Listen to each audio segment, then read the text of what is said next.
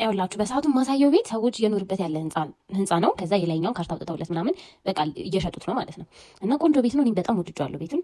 ለካ ሳይታወቀኝ 10 ሰው እያመላለስኩባቸው ነው ሰዎቹን። እና እኔ ስራዬ ላይ ነኝ። በቃ ሰው እየመጣ ነው አሳያለሁ። ከዛ አንደኛ ደንበኛ እመጣለሁ አሳያለሁ፣ ሌላውን እመጣለሁ አሳያለሁ። በቃ እንደዛ ላይ ነኝ። ከዛ አንድ ደንበኛዬን አሁን ስቆጥረው እሱ ሰውዬ 7ኛ ሰው ነው ማለት ነው እዛ ቤት ሲሄድ እና ይዣው መሄድ ጀመርን። እና ውስጡ ትንሽ መንገዷ ስለምታስቸግር ወደ ውስጥ ያለችው ማለት ነው መኪናውን እታች አቁሞ ያችን መንገድ በእግራችን ያወጣናት እና ወጥተን አንኳኳም በር እዛ ደርሰን ማለት ነው።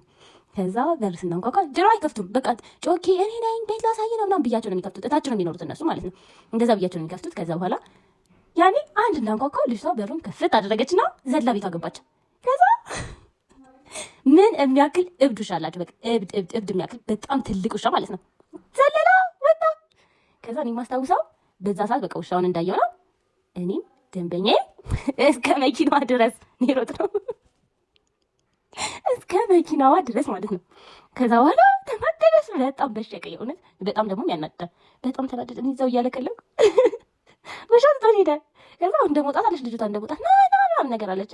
ያው ቀልቀለቀቅ በኋላ እያለ ከዛ በቃ እሱ ማባበል ጀመርኩኝ። ኧረ በቃ ተዋቸው በቃ ሌላ ቤት እናያለን ምናምን በሞት አልመጣም ምናምን ነገር ብሎ ያ ሄደ የምር። ከዛ በኋላ ተደዋውለን አናውቅም ማለት ነው። ሙላ አናውቅም። ይግዛውላ አላውቅም